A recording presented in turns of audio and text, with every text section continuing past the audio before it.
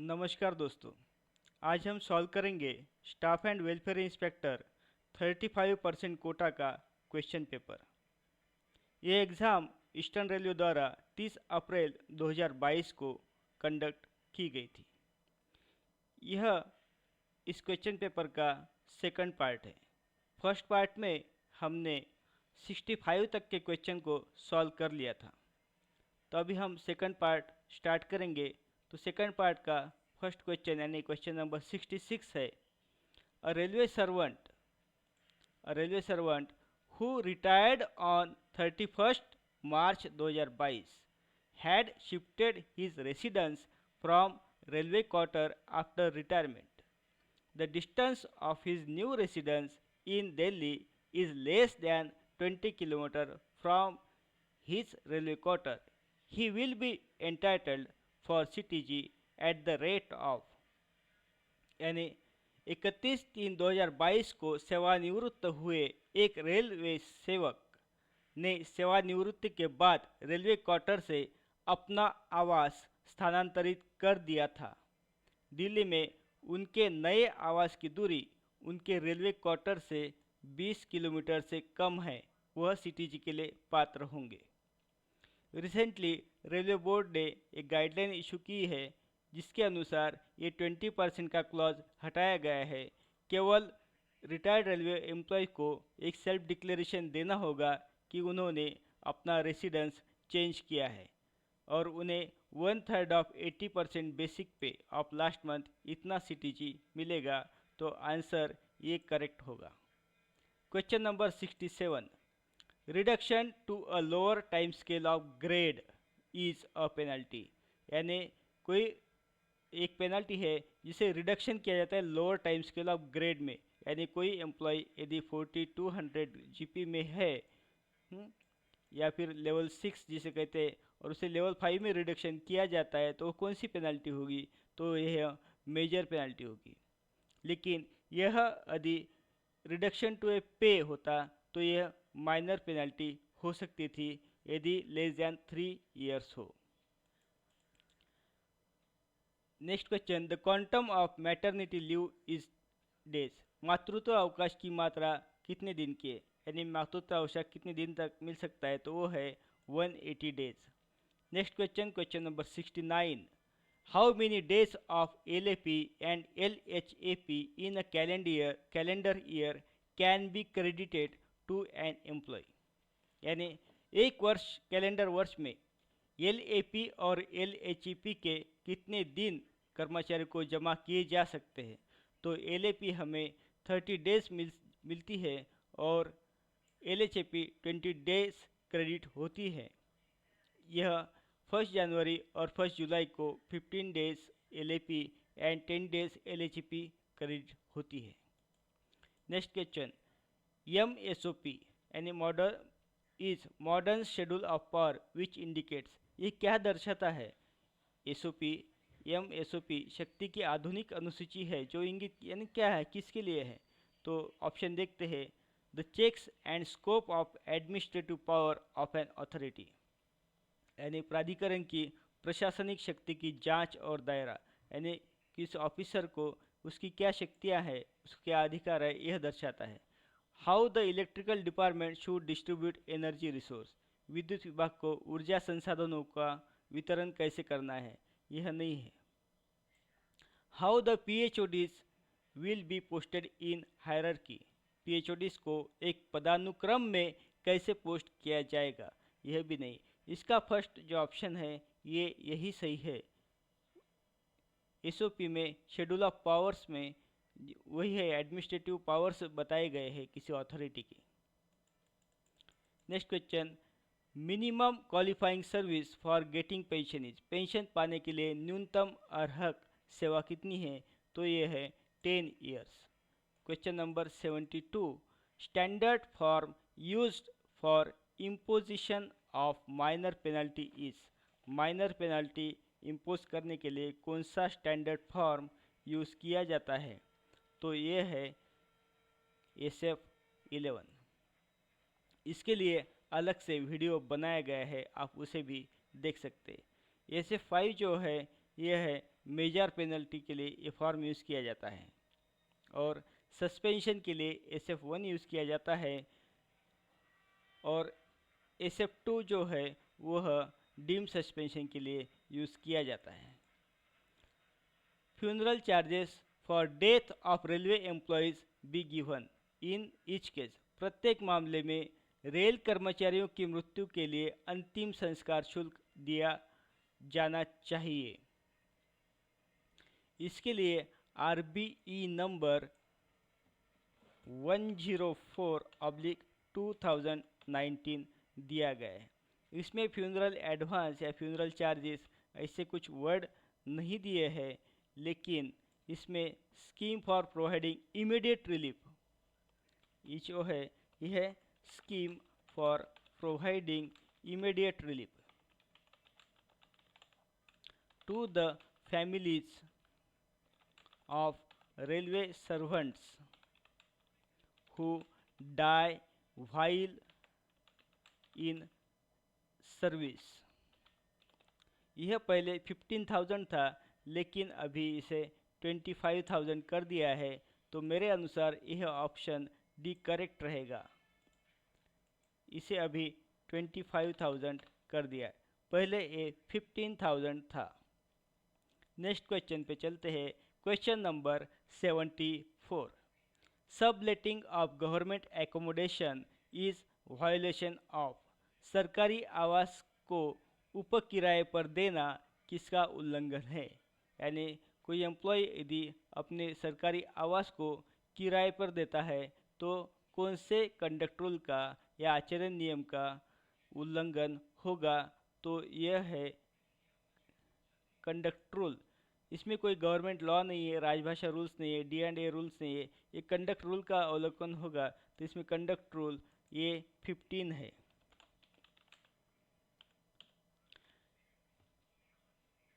Next question, what will be the pay of a railway employee after increment on 1/7/2012 if his pay on 30/6/2012 was 25,600 including basic and GP 2400।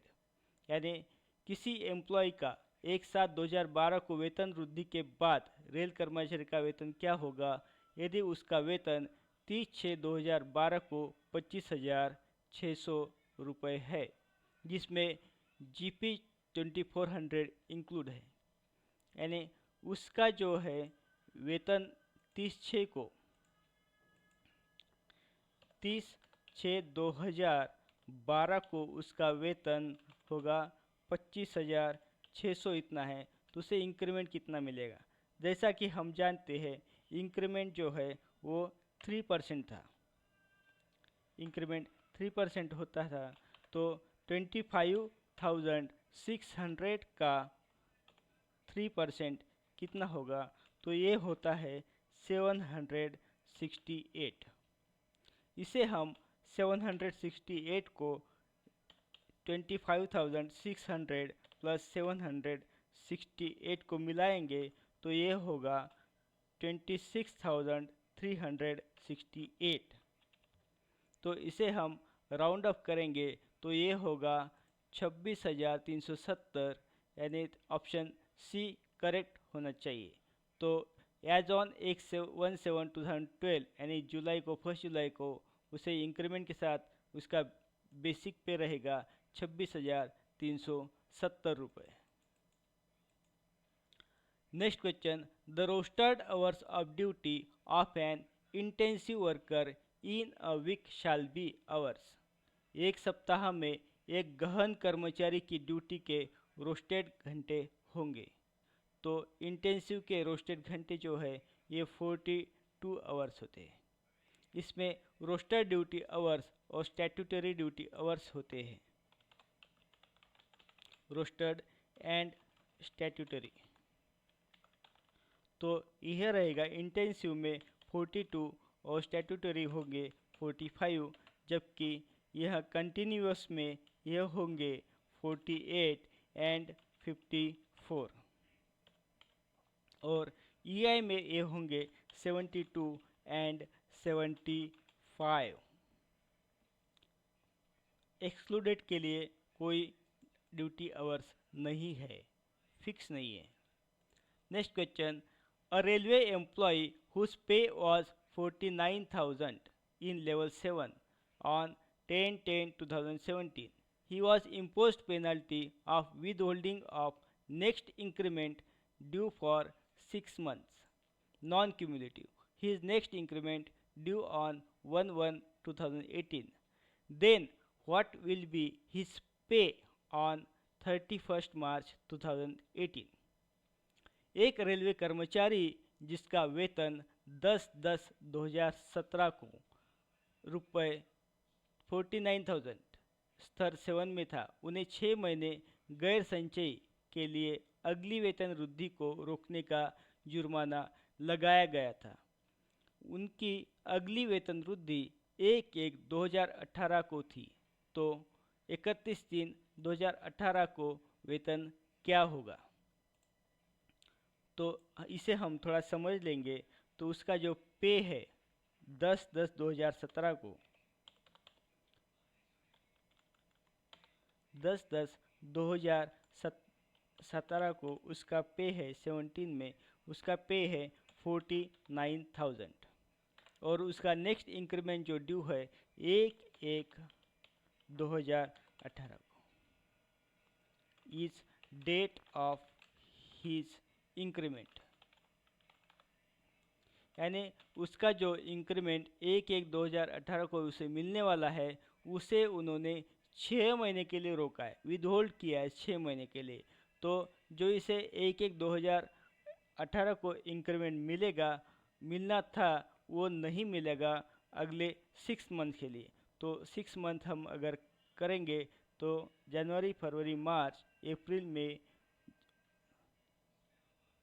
और जून तक उसे increment नहीं मिलेगा, यानी उसका increment जुलाई को release होगा। It will be released in July. तो अभी क्वेश्चन ये पूछा गया है कि 31/3/2018 को उसका his next date of increment जो है, then what will be his pay, उसका पे 31/3/2018 को क्या रहेगा? तो 31/3/2018 को उसका इंक्रीमेंट रोका गया था, वो तो जुलाई में ही रिलीज होगा। तो 31 मार्च 2018 तक उसका जो पे रहेगा वह 49,000 ही रहेगा, उसमें कोई चेंजेस नहीं होंगे। तो मुझे लगता है option B is correct answer. Next question, question number 78 को हम सॉल्व करेंगे। Which of the following is correct about industrial dispute act? Industrial dispute act यानी औद्योगिक विवाद अधिनियम के बारे में निम्नलिखित में से कौन सा सही है? तो ऑप्शन देखते हैं। The grievance redressal committee shell consist of equal number of members from the employer and the workman. शिकायत निवारण समिति में नियोक्ता और कामगारों में से समान संख्या में सदस्य होंगे, यानी कामगार और नियोक्ता जो है एम्प्लॉयर है उनकी जो समिति रहेगी उसमें समान संख्या में सदस्य होंगे। तो यह ऑप्शन करेक्ट है। और सेकंड ऑप्शन देखते हैं। The chairperson of the grievance redressal committee shall be selected from the employer and from among the workman alternatively on rotational basis every year. शिकायत निवारण समिति के अध्यक्ष का चयन नियोक्ता और कामगारों में से वैकल्पिक रूप से हर साल रोटेशन के आधार पर किया जाएगा, यानी जो एम्प्लॉयर है उसके सदस्य और वर्कमैन जो है उनके सदस्यों में से अल्टरनेटिवली दोनों एक चेयरमैन रहेगा। यह ऑप्शन गलत होगा। तो मेरे विचार से ऑप्शन ए इज करेक्ट होना चाहिए। Option A is correct. Next question, which of the following is correct? निम्न में से कौन सा सही है? Night duty means employment during any part of the night from 10 PM to 6 PM। रात्रि ड्यूटी का अर्थ रात्रि के किसी भी भाग में रात्रि 10 बजे से 6 बजे तक का रोजगार। यह करेक्ट है। Employment, second option, employment of railway servant on continuous night duty should be avoided. लगातार रात्रि ड्यूटी पर रेलवे के नियोजन से बचना चाहिए। Employment of railway servant on continuous night duty should be avoided. मुझे लगता है यह दोनों ऑप्शन करेक्ट है, तो यह बोथ जो है ये करेक्ट होना चाहिए। फिर भी इसे आप कमेंट्स बॉक्स में इसका करेक्ट आंसर बताएं। यदि यह ऑप्शन करेक्ट हो तो करेक्ट बताएं, यदि गलत है तो विथ रेफरेंस इसे आप बता सकते हैं। Job analysis is related to, कार्य विश्लेषण से संबंधित है। कार्य विश्लेषण से HOER यानी प्रमोशन तो नहीं संबंधित है, MSCP भी नहीं है, लेकिन HOER जो है ये जॉब एनालिसिस से संबंधित है। Next question, for a cadre strength up to L shaped roster is maintained, यानी संवर्ग की ताकत के लिए एक एल शेप का रोस्टर बनाए रखा जाता है। ये जो रोस्टर है रिजर्वेशन को मेंटेन करने के लिए रखा जाता है। तो जहाँ पे कैडर स्ट्रेंथ अप टू 14 है, यह उस स्थिति में यह एल शेप रोस्टर मेंटेन किया जाता है। तो ऑप्शन बी इज करेक्ट। यह प्रमोशन के लागू है, लेकिन यदि यह रिक्रूटमेंट के लिए होता तो ऑप्शन 13 इज करेक्ट। यदि यह रोस्टर रिक्रूटमेंट के लिए होगा तो यह ऑप्शन करेक्ट होगा, लेकिन प्रमोशन के लिए यह 14 है। क्योंकि यहाँ पे रिक्रूटमेंट और प्रमोशन ऐसा कुछ दिया नहीं है, लेकिन ऑप्शन के हिसाब से यदि हम देखें तो 14 यह करेक्ट होना चाहिए। आपको ये वीडियो पसंद आता है तो अपने दोस्तों के साथ, साथियों के साथ इसे शेयर करें। एक एनालिसिस पे ये देखा गया है कि 60% हमारे साथी वीडियो को देखते हैं लेकिन सब्सक्राइब नहीं करते। तो आपसे विनंती है कि आपको यदि वीडियो पसंद आते हैं, ये चैनल पसंद है, आपकी तैयारी में हेल्पफुल लगता है, तो इसे आप सब्सक्राइब जरूर करें। Next question, who nominates the secretary of CSBFC at headquarter. मुख्यालय में CS यानी central staff benefit fund committee के सचिव को कौन नामित करता है? तो इसे नॉमिनेशन जो है वो GM करते हैं। तो option A is correct. Question number 83, SBF is credited with SBF को श्रेय दिया जाता है, यानी SBF में जो फंड होता है वो कहाँ से क्रेडिट किया जाता है? तो ये है ऑप्शन देखते हैं हम लोग। Annual grant from railway revenue से जो एनुअल ग्रांट दी जाती है। ऑल रिसीट्स ऑफ फाइन, जुर्माने की सभी रसीदें, और अनपेड वेजेस बियॉन्ड 3 इयर्स। तो मुझे लगता है ये तीनों ऑप्शन इस करेक्ट होंगे। तो ऑप्शन सी हमारा, ऑप्शन सी नहीं होगा, 1 एंड 3 है। Option 1, 2 and 3, yes, option D is correct answer. Question number 84, the unavailed period of joining time admissible to railway servant is credited to his oblique her leave account. किसी railway कर्मचारी के लिए स्वीकार्य कार्य ग्रहण समय यानी ज्वाइनिंग टाइम की अनुपलब्ध अवधि को, यानी यदि उसने अवेल नहीं किया है वो ज्वाइनिंग टाइम, तो उसके अवकाश खाते में उसे जमा किया जाएगा। तो ये होता है LAP में उसे कन्वर्ट किया जाता है। Next question, what is the minimum family pension? न्यूनतम पारिवारिक पेंशन कितनी है? तो ये है 9000। इसमें मैक्सिमम कितनी है वह आप कमेंट्स बॉक्स में बताएं। Maximum family pension,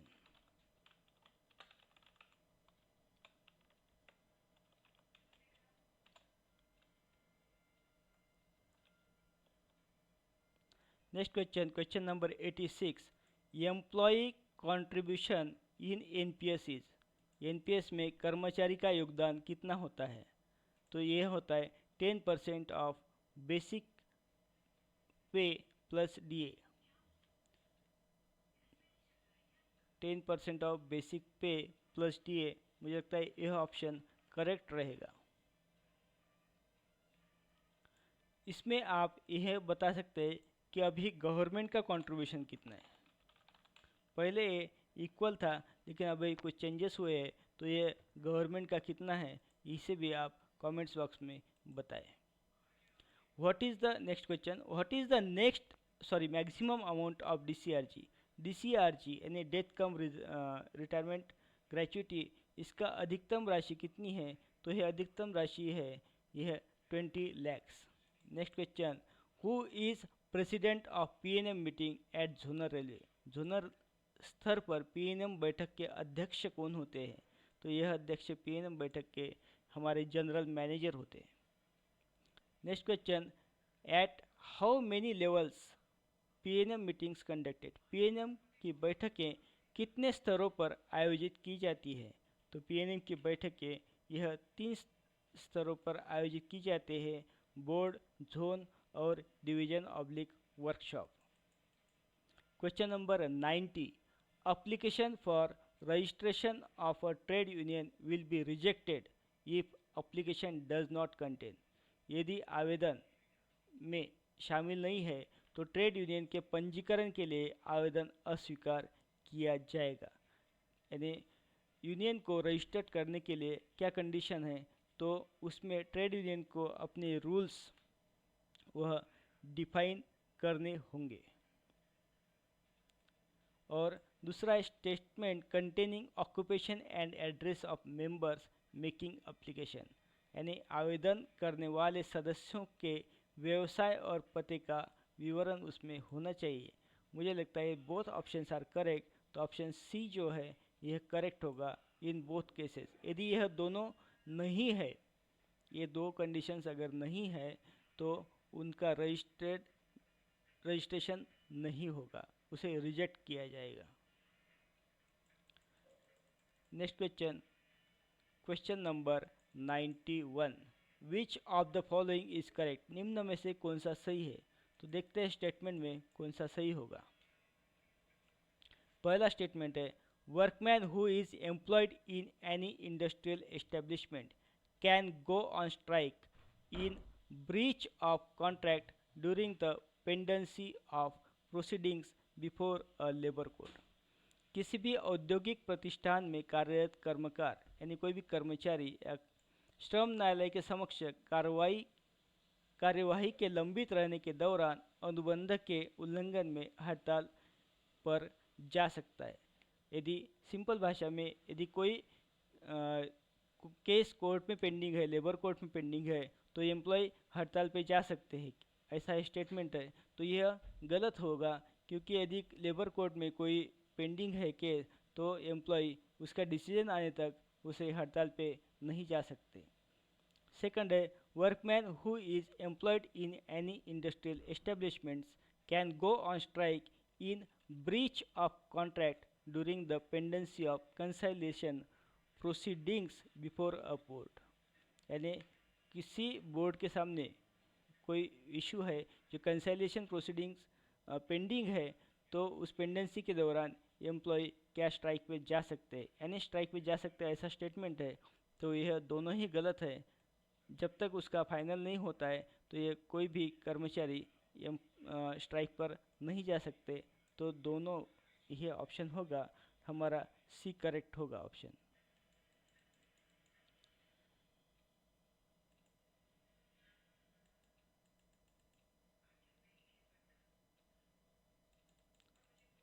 which of the following is correct, यह दोनों ही स्टेटमेंट जो है वो कैन गो, फिर से एक बार देख लेते हैं, ऑप्शन देखना वो जो है, workman who is employed in any industrial establishment can go on strike, नहीं, यह करेक्ट नहीं है। और यह भी करेक्ट नहीं है। तो यहाँ क्वेश्चन जो पूछा गया था वो है कौन सा सही है, तो दोनों ही हमारे ऑप्शन सही नहीं है, तो हमारा जो ऑप्शन डी जो रहेगा वह सही रहेगा, none of the above.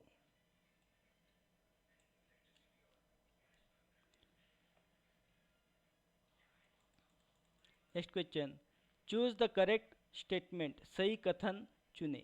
MSP scheme was operative from 1/9/2008, 1/9/2008 से एमएसपी स्कीम लागू की गई थी, यह करेक्ट है। MSP is applicable for employees appointed on contract basis, contract basis पर जो एम्प्लॉय को अपॉइंटमेंट किया जाता है, क्या उन्हें भी यह लागू है? तो यह गलत है, तो यह सही जो है यह केवल 1 होगा। आपको यह बताना है कि यह कौन से पे कमीशन में लागू की गई थी। Question number 93, which among this is not a pensionary benefit, इनमें से कौन सा पेंशन लाभ नहीं है? ऑप्शन है gratuity, pension, commutation and encashment of leave, leave का नकदीकरण। तो मेरे विचार से ऑप्शन नंबर ये जो है एनकैशमेंट ऑफ लीव, यह करेक्ट ऑप्शन होगा। ये पेंशनरी बेनिफिट में नहीं आएगा, क्योंकि encashment of leave, encashment of leave is a benefit granted under the leave rules, CCS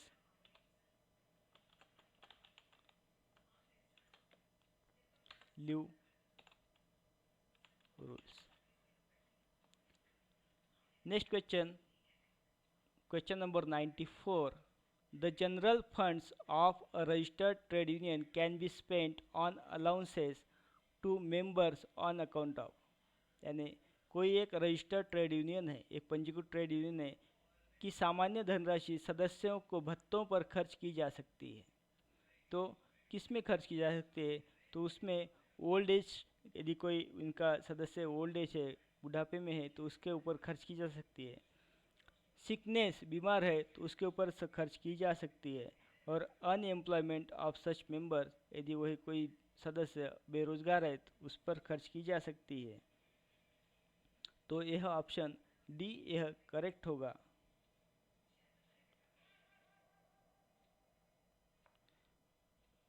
next question पे चलते हैं, क्वेश्चन नंबर 95। यह जो 94 का है, यह as per trade union act, इसे हम यदि ट्रेड यूनियन एक्ट 1926 को देखें तो इसके चैप्टर 3 में इसका उल्लेख आया है। Next question, question number 95, extension of suspension period shall be done for a period maximum days at A time, निलंबन अवधि का विस्तार एक बार में कितनी अवधि के लिए किया जाएगा?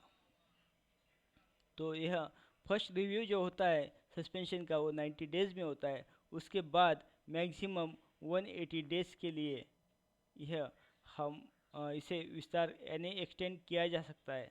तो मैं इसमें डीआर के रूल्स के ऊपर एक डीआर का एक बुक है, मोनोग्राफ ऑन डीआर 1968, मैं आपको रेफ़र करूंगा कि आप इसे ज़रूर पढ़ें। यह लिखा है बाय श्री शांतनु आम्बेकर जी ने।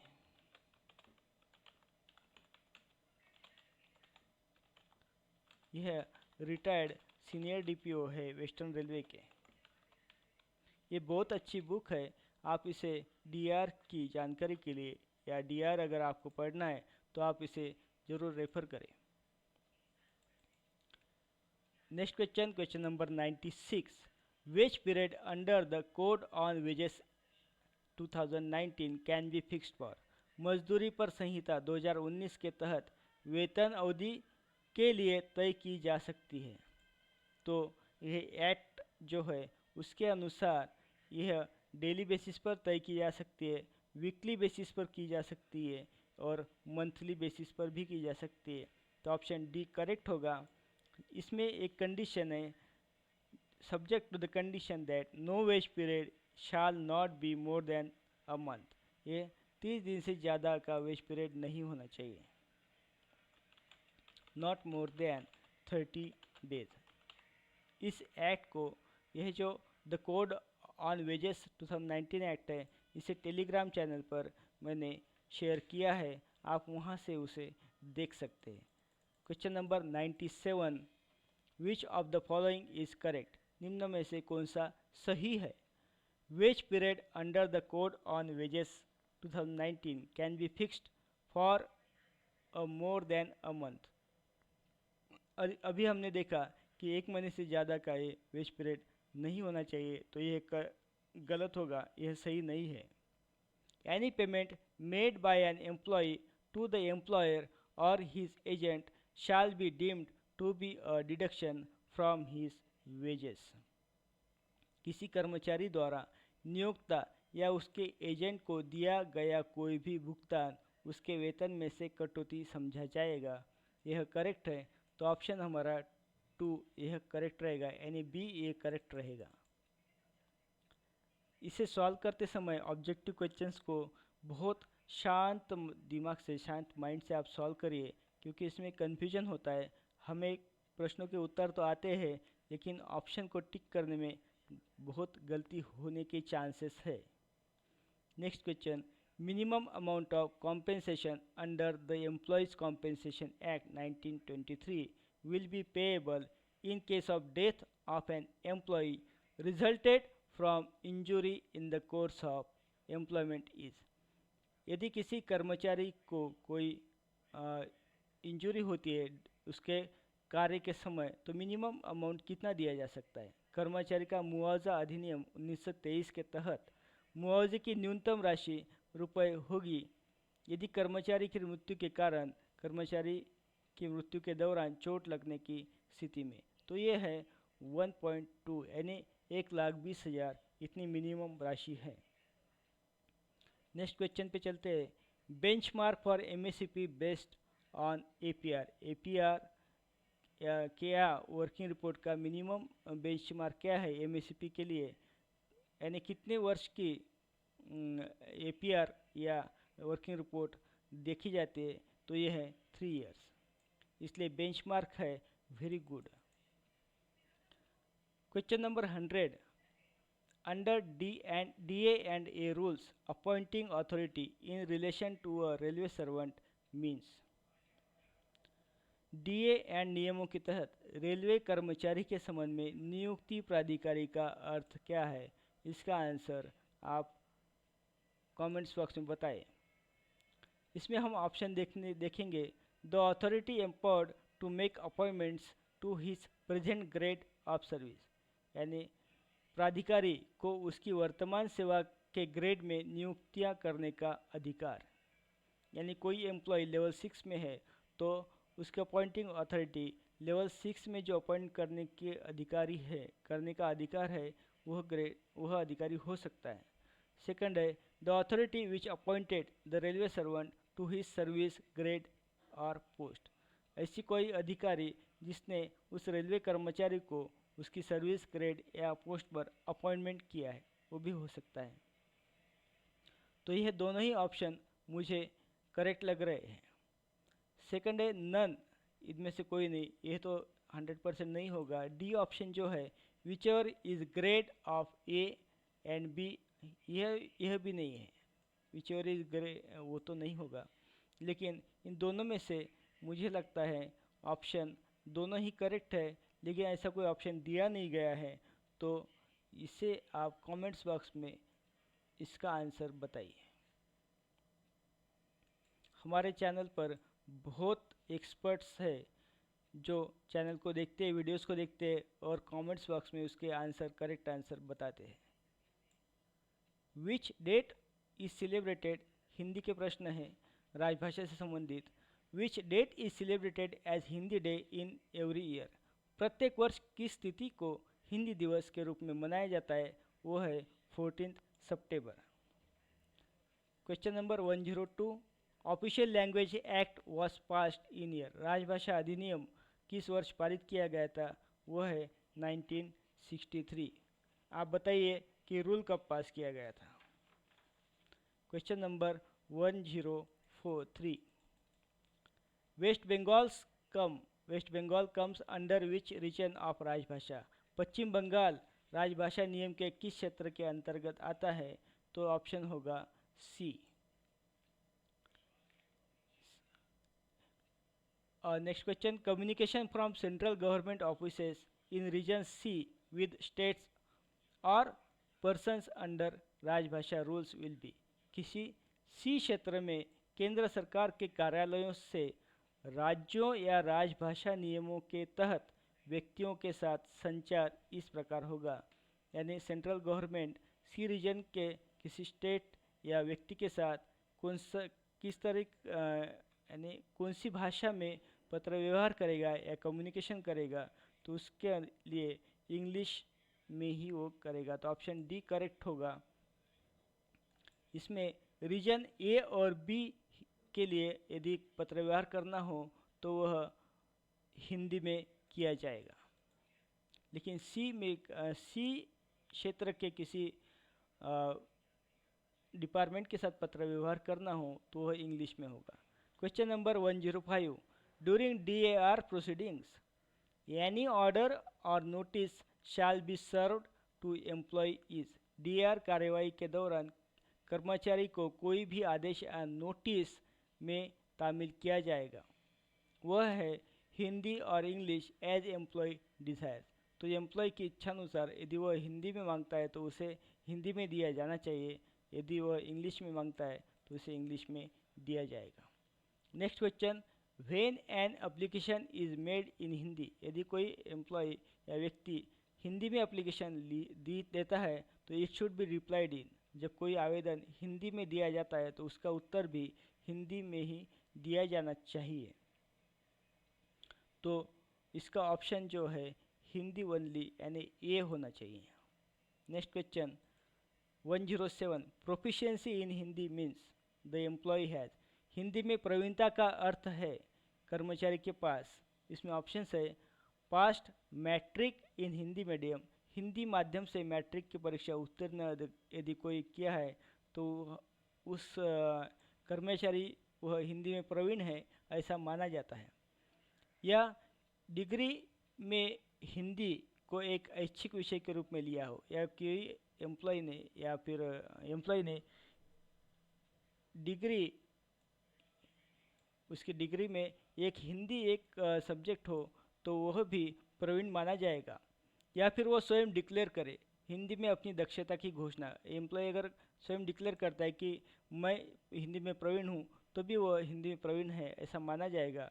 तो ऑप्शन ए बी सी यह करेक्ट होंगे। Question number 108। Which part of the constitution contains provision regarding official language. संविधान के किस भाग में राजभाषा से संबंधित प्रावधान है? तो यह इसका करेक्ट आंसर होगा पार्ट 17 यानी ऑप्शन सी यह करेक्ट होना चाहिए। Next question, at present how many languages are enlisted in the 8th schedule of the constitution. वर्तमान में संविधान की 8वीं अनुसूची में कितनी भाषाओं को सूचीबद्ध किया गया है? तो यह है 22 भाषाएं।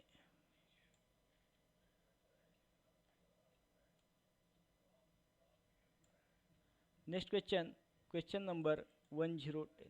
हम लास्ट क्वेश्चन तक आ गए हैं, तो देखते which one is the foreign language included in the 8th schedule of the constitution of India. Bharat के संविधान की 8वीं अनुसूची में कौन सी विदेशी भाषा शामिल है?